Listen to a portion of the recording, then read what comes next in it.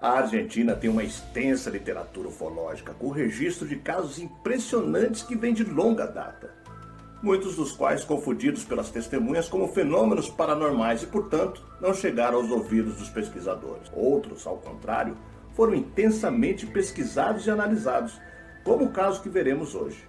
Esse caso ganhou notoriedade nos anos 80. Quer saber mais sobre ele?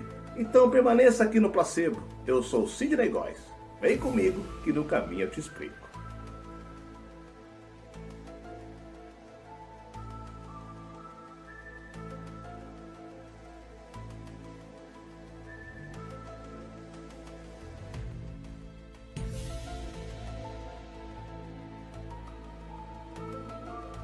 Era 9 de agosto de 1983, na cidade de Winifreda, a 670 quilômetros de Rosário e 45 quilômetros de Santa Rosa, capital da província de La Pampa, na Argentina.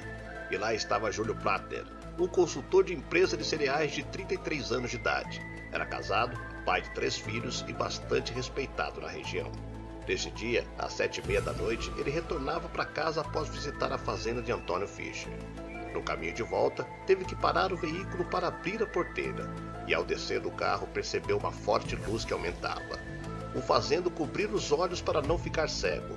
Ouviu ruídos como de um apito, esfregava os olhos, mas de repente tudo se apagou. Ao recuperar os sentidos, Plattner se viu em um quarto esférico todo iluminado, sentado em uma cadeira semelhante às que são usadas por dentistas, mas que parecia estar suspensa pelo ar. Ao seu redor estavam 3 homens e uma mulher, todos com corpos atléticos, com trajes inteiriços ajustados ao corpo. Os seres não tinham cabelos. Grandes olhos eram saltados para fora do rosto e que observavam Plattner atentamente. Ele tentava falar, mas som algum era reproduzido, porém suas perguntas eram respondidas diretamente em seu pensamento. Os seres o tranquilizaram informando que havia milhares de casos como o seu. Porém, caso desejasse, poderia contar a sua história a outras pessoas. Disseram ainda que algumas pessoas iriam acreditar e outras não. E em um súbito momento, os seres se aproximaram de Plattner. A mulher colocou uma mão sobre o abduzido, fazendo surgir uma espécie de tubo.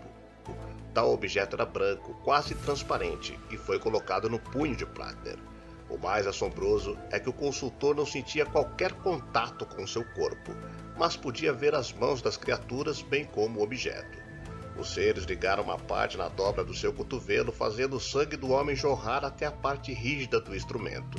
Em dado momento, o consultor tentou tocar um dos seres, mas suas mãos passaram no vazio, o que o deixou ainda mais intrigado. E imediatamente tentou se levantar, mas acabou batendo a testa em algo sólido e concluiu que só poderia ser uma espécie de redoma de vidro. Após a extração do sangue, pôde se levantar, mas os seres haviam desaparecido e imediatamente se viu em algo solto que flutuava. A experiência durou cerca de 30 minutos, mas o abduzido conseguia se lembrar apenas de 8 minutos.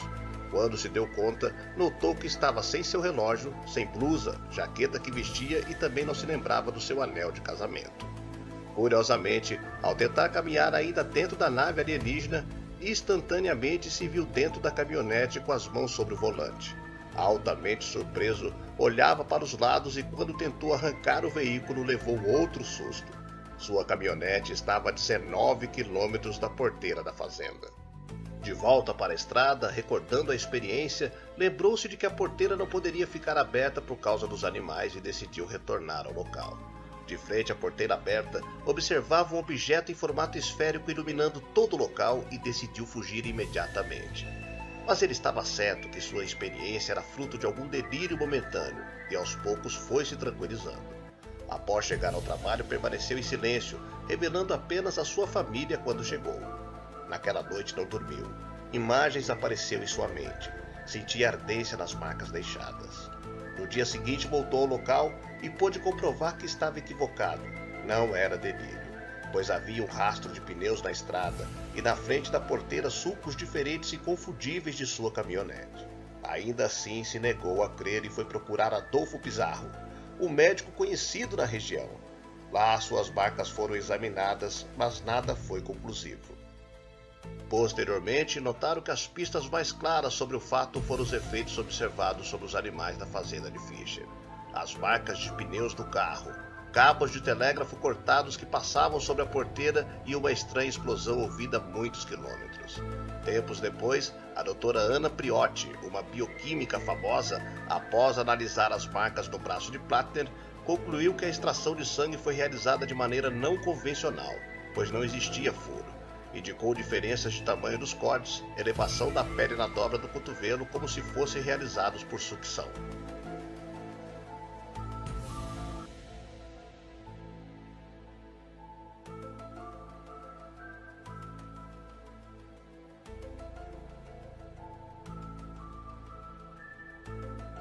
Mas o que poucos sabem é que houve uma investigação oficial em torno do caso, realizado pela polícia da província.